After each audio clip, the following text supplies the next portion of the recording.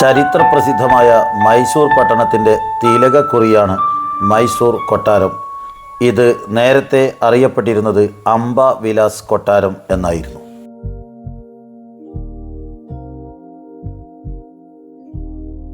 മൈസൂരിലെ വോഡയാർ രാജകുടുംബത്തിൻ്റെ താമസ സ്ഥലമായിരുന്നു മൈസൂർ കൊട്ടാരം.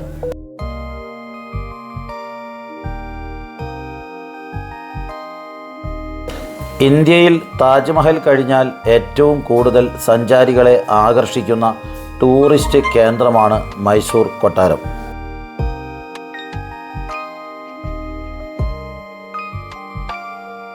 ആയിരത്തി 1399 മുതൽ 1950 വരെ മൈസൂർ ഭരിച്ചിരുന്നത് വോഡയാർ രാജവംശമായിരുന്നു. ഹൈദർ അലിയുടെയും ടിപ്പു സുൽത്താൻ്റെയും ഭരണകാലത്തും വോഡയാർ രാജവംശം ഈ കൊട്ടാരത്തിൽ തുടർന്നു.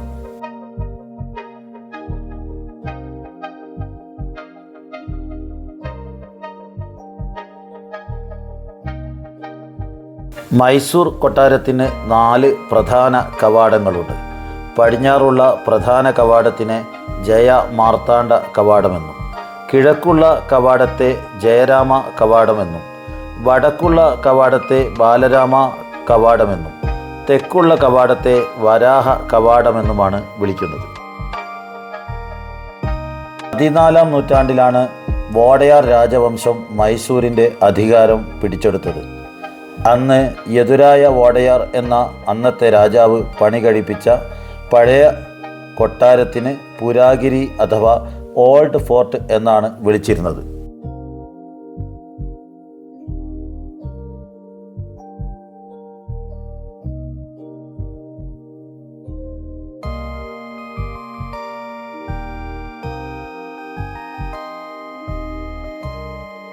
പൂർണ്ണമായും മരം കൊണ്ടാണ് ഈ കൊട്ടാരം നിർമ്മിച്ചിരുന്നത് എന്നതിനാൽ ആ കൊട്ടാരങ്ങൾ പലതവണ തകർക്കപ്പെടുകയും പൂർണ്ണമായും കത്തിച്ചാമ്പലാവുകയും ചെയ്തു.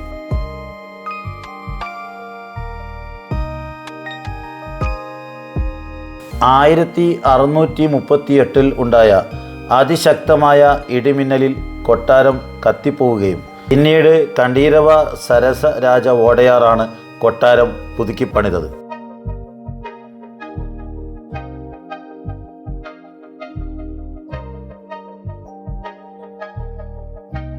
1793 കൊട്ടാരത്തിലെ പ്രധാന രാജ്ഞി തനിക്കെതിരായ ഗൂഢാലോചനയിൽ ബ്രിട്ടീഷുകാരുമായി ചേർന്നു എന്ന ആരോപണത്താൽ ടിപ്പു സുൽത്താൻ കൊട്ടാരം ആക്രമിക്കുകയും പിന്നീട് പുതുക്കിപ്പണിയുകയും ചെയ്തു.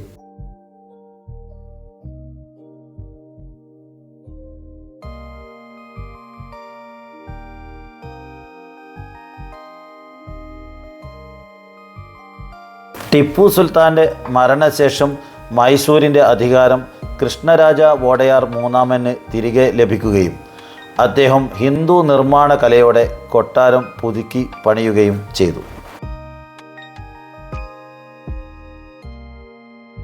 1897 രാജകുമാരിയായിരുന്ന ജയലക്ഷ്മണിയുടെ വിവാഹത്തോടനുബന്ധിച്ച് കൊട്ടാരത്തിന് തീപിടിക്കുകയും കൊട്ടാരം പൂർണ്ണമായും കത്തിച്ചാമ്പലാവുകയും ചെയ്തു.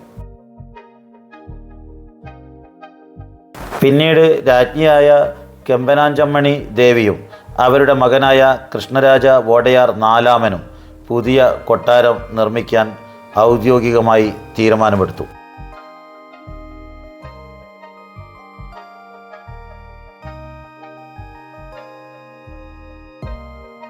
അവർ കൊട്ടാരത്തിൻ്റെ നിർമ്മാണ ചുമതല ബ്രിട്ടീഷുകാരനായ എഞ്ചിനീയറും നിർമ്മാണ വിദഗ്ധനുമായിരുന്ന ഹെൻറി ഇർവിനെ ഏൽപ്പിച്ചു.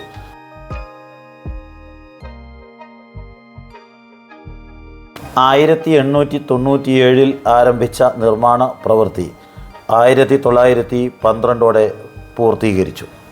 ഹെൻറി ഇർവിൻ ഒരു നിർമ്മാണ വിസ്മയമാണ് മൈസൂരുവിന് സമ്മാനിച്ചത്.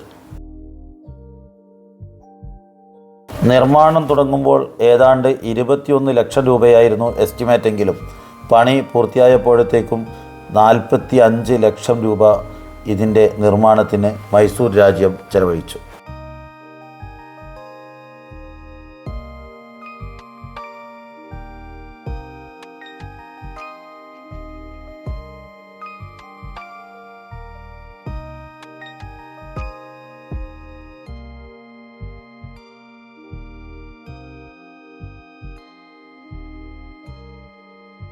1930 പുതിയ ദർബാർ ഹാൾ കൊട്ടാരത്തിനോട് കൂട്ടിച്ചേർത്തത്.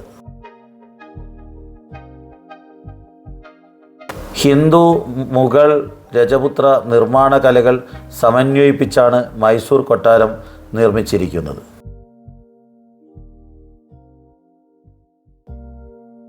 മൂന്ന് നിലകളിൽ നിർമ്മിച്ചിരിക്കുന്ന മൈസൂർ കൊട്ടാരത്തിൻ്റെ ഗോപുരത്തിന് 145 അടി ഉയരമുണ്ട്. 145 അടി നീളമുള്ള ഗോപുരം നിർമ്മിച്ചിരിക്കുന്നത് തവിട്ട് നിറത്തിലുള്ള ഗ്രാനൈറ്റും അതിനു മുകളിലുള്ള ഗോപുരത്തിന് പിങ്ക് മാർബിൾ ആണ് ഉപയോഗിച്ചിരിക്കുന്നത്. മനോഹരമായ കൊത്തുപണികളുള്ള വാതിലുകളും ഗ്ലാസ് സീലിങ്ങുകളും നല്ല തിളക്കമുള്ള ഫ്ലോറിംഗ് ടൈലുകളും ലോകമെമ്പാടുമുള്ള കലാസൃഷ്ടികളും കൊട്ടാരത്തിൻ്റെ ഉൾഭാഗത്തെ അതിമനോഹരമാക്കിയിരിക്കുന്നു.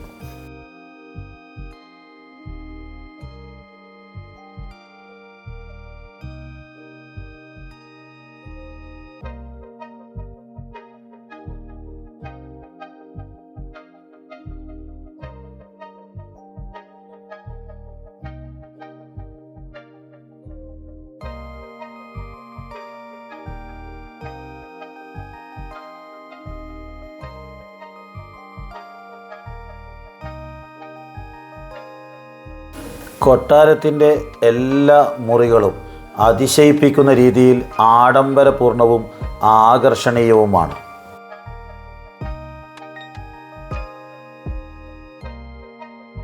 കൊട്ടാരത്തിൻ്റെ നിയന്ത്രണം 1950 കർണാടക സർക്കാർ ഏറ്റെടുത്തെങ്കിലും പ്രധാനപ്പെട്ട ചില ഭാഗങ്ങൾ ഇപ്പോഴും മൈസൂർ രാജകുടുംബത്തിൻ്റെ കൈവശമാണ്. മൈസൂർ രാജകുടുംബം ഇപ്പോഴും താമസിക്കുന്നത് മൈസൂർ കൊട്ടാരത്തിൻ്റെ അവർക്ക് അനുവദിക്കപ്പെട്ട ഭാഗത്താണ്.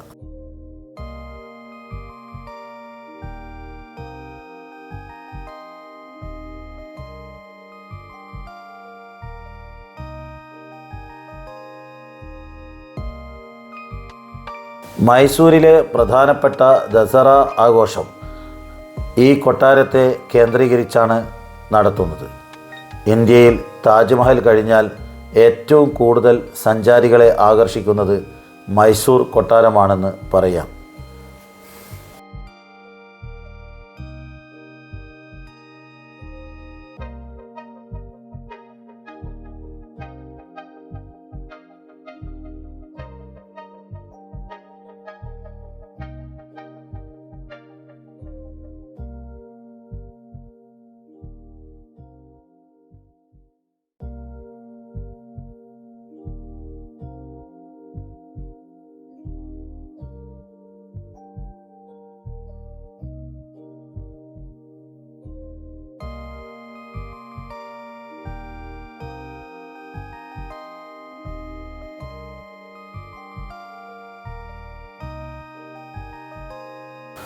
കണ്ടാലും എത്ര തവണ സന്ദർശിച്ചാലും മതിവരാതെ വീണ്ടും വീണ്ടും സന്ദർശിക്കാൻ സഞ്ചാരികളെ പ്രേരിപ്പിക്കുന്ന അതിമനോഹരമായ നിർമ്മാണ വൈദഗ്ധ്യമാണ് മൈസൂർ കൊട്ടാരത്തിൻ്റേത്.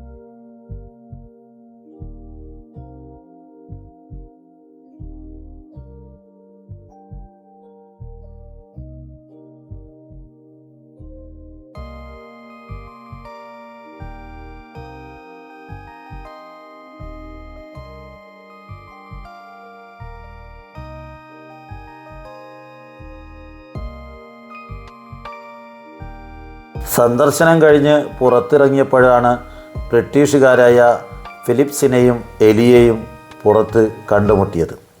അവരുടെ അനുഭവത്തിലൂടെ. And you? Bishop Philip and Ellie. Yes. Correct. From England. Yes, Indeed, we yes. are. Great Britain. Okay. Yeah. How is this place? We really love it. Can you believe it? We have been now 4 times. What time?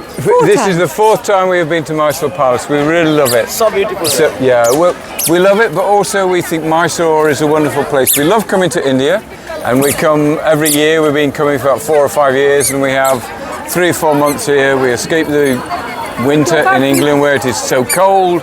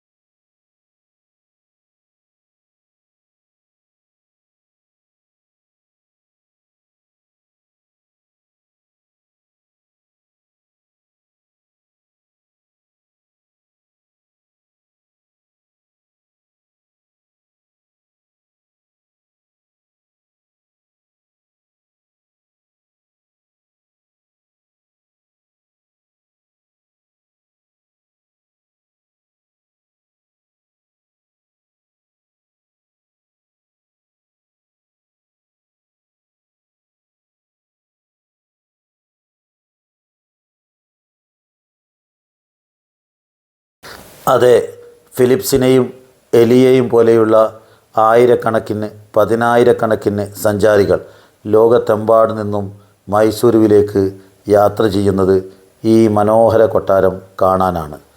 ഞാനും വീണ്ടും വരുമെന്ന് മനസ്സിലുറപ്പിച്ച് കൊട്ടാരത്തിൽ നിന്ന് പുറത്തിറങ്ങി. നന്ദി, നമസ്കാരം.